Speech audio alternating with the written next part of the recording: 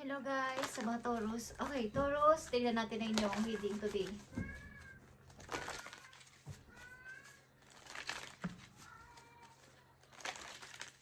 Taurus.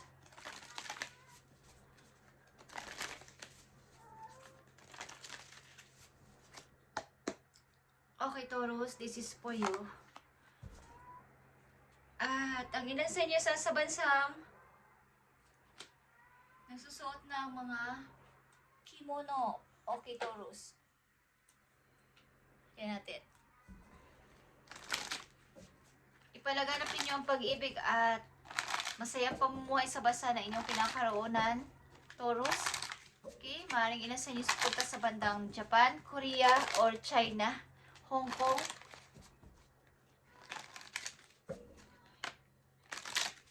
Sa mga Taurus na nandito sa reading, this is your reading. This is your message. Tingnan natin ang pag-ibig mo na kung umiibig kayo, tingnan natin, guys. Okay. Ano ba nakapaloob dito sa inyong message? Titingnan natin, Taurus.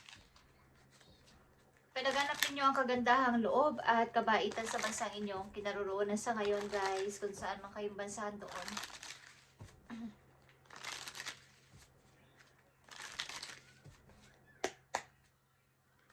Thank you, Spirit. Para sa mga Taurus ito. Uy. Na yung mga pinag-uusapan ba kayo sa korte? Okay, Taurus, tingnan natin ang unang message po you. Andito ang uncovering treasure na hindi mo pa siguro naiintindihan na ikaw ay mayroong kakayanan na para ikaw ay umunlad sa money o magkapera ng medyo malaki sa mga susunod mong taon o susunod mong mga buwan. Okay, at ngayong taon is maaring may nakatagong kayamanan na hindi mo pa na-discover. Maaring may mga paparating na magagandang opportunity sa buhay mo na hindi mo pa nalalaman. Ano ang uncovering treasure? Nakikita mo to. Ace of Wands. Ito ay mga bagong offer, mga bagong pasimula na mangyayari sa buhay mo. Kaya lang may mga taong hahadlang dito at may mga magbabalat kayo sa inyong harapan. Maaring hahadlangan ang magagandang offer o mga opportunity na paparting sa inyo, guys. So maging handa kayo dito. At nandito ang The Hermit. Okay? Pag-iisip-isip ito para sa inyong kinabukasan talaga. At ang ilan sa inyo sa iisip ng pagre-retiro is meron kayong magagawa pa sa buhay. Halimbawa, wala na kayong work, is meron kayong ano ba talaga yung purpose ko? Ano yung gagawin ko kapag nag-retiro na ako sa trabaho? Okay. Andyan na yung pamimili, okay, sa mas magandang work, mas magandang place na inyong pupuntahan kung sakasakali.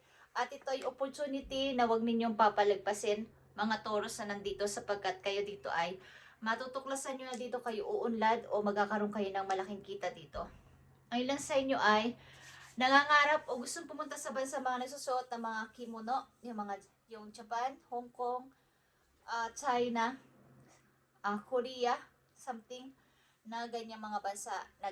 Nangangarap pumunta kayo sa may mga snow at may mga cherry blossoms. Okay, na place. Okay, Taurus, sa mga Taurus na nandito, tingnan natin ang ano pa ang message dito na nakapaloob.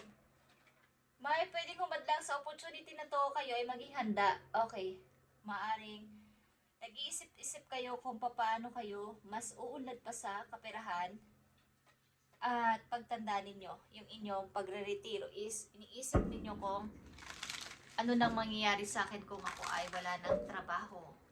Ano nang mangyayari sa akin kung ako ay tumanda na at nasa bahay na lang, is ano pa ang gagawin ko. Maaring nag-iisip kayo o may darating na opportunity sa inyo na pamimilian ninyo ito na dalawang trabaho o dalawang place, guys. At pareho itong maganda. Kaya lang isa lang ang dapat ninyo ditong piliin. Kung left or right. Kung ang sign ay left or right, saan kayo pupunta, guys. So titignan natin pa mga message for you dito sa inyong reading today. Andito ang goodness. I overcome my imperfection, polish my characters, and feed on the positive. Thus I free myself, allow my goodness to manifest and become a source of joy. Okay. Support, understanding, and love so myself and others. Kayo ay napakamatulungin na person talaga guys at nagbibigay ng saya sa ibang tao.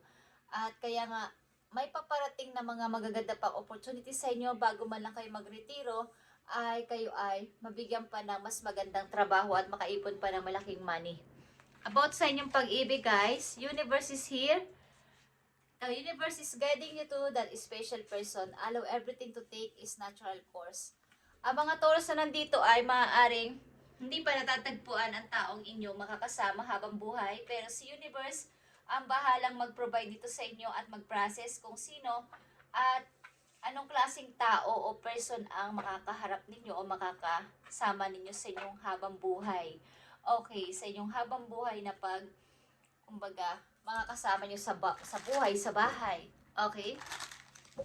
Ipaubayan nyo kay universe o maghingi kayo ng guide kay universe sa special person na ito. Allow everything to take its natural course, guys. Bibigyan ni universe ito sa inyo sapagkat kayo may bubuting kalooban. Kaya nga, nakatakdang mangyari ang mga maganda pang opportunities sa inyo at ito ay uncovering treasure. Kaya lang ay may mga hahadlang ditong tao na magpapanggap na mabait at susubukan kayong i-distract or hindi nyo makuha ang opportunity na to, guys. Okay. Taurus, tingnan natin pa. Message sa'yo o payo. Andito ang anti-love at ito ay deceive action. Okay. You are being told unequivocally that it's time to beat moving. Turn your intention and take action toward making your dreams a reality. You have a door in front of you. Trust your instinct here. Okay. Kumbaga may paparating nga na opportunity sa inyo, so kayo mag-trust sa iyo instinct na ito ay tama, ito ay gagawin ko, ito ay magiging reality na ang dream ko lang, magiging reality na ang aking wish ko lang, okay, yung wini-wish ko lang magiging reality na at tanggapin nyo to, bigyan nyo rin ng action at wag lang yung gagawin ko, wag lang yung iisipin ko na ito yung gusto ko. Kailangan kung mamimili kayo ng lugar o trabaho sa mga susunod ninyong buwan o ngayong taon na to ay kailangan bigyan ninyo ng action at gawin talaga para itong dream nyo na lang na to ay maging reality. Maging reality itong dream lang na para sa inyo ay hindi nyo makukuha o hindi mapapas sa inyo. Deceive action, guys. Kailangan mong gumawa ng pagkilos. Set your intention and take action towards making your dreams a reality.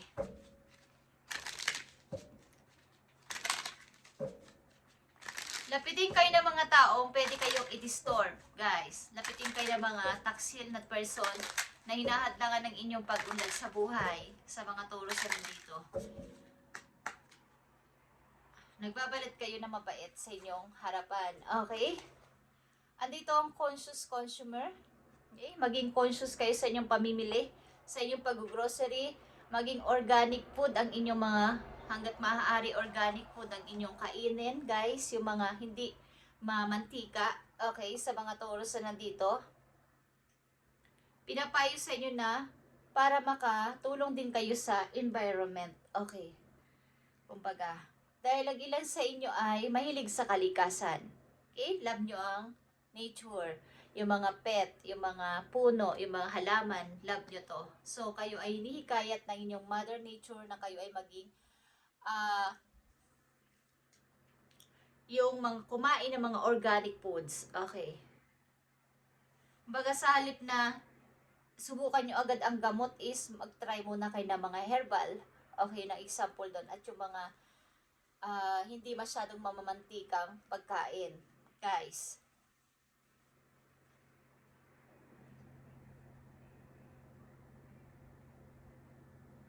You have the power to heal and help the world, okay? With your decision to buy to buy products and services that are ethical and environmentally friendly. Okay.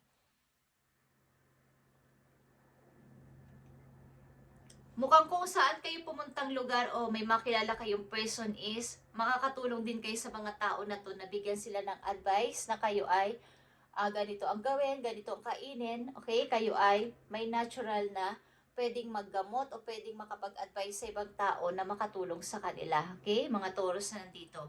Kaya nga nandito ang grace and gratitude, kayo ay may natural na pagtulong sa kapwa at laging nagbibigay ng love sa inyong pagtulong sa kanila. Maunawain kayo, matulungin at mapagbigay. Kaya nga dito yung mga opportunity, kaya lang marami ding tao. Ang twist nito, marami ding tao ang pwedeng sumabotahe sa inyo, guys. Sa opportunity na to. Sa halip na sa inyo na mapupunta, hinaharang pa ng ilang mga tao o dinidistra kayo na huwag niyong tanggapin or huwag niyong kunin ang opportunity na to, ang offer.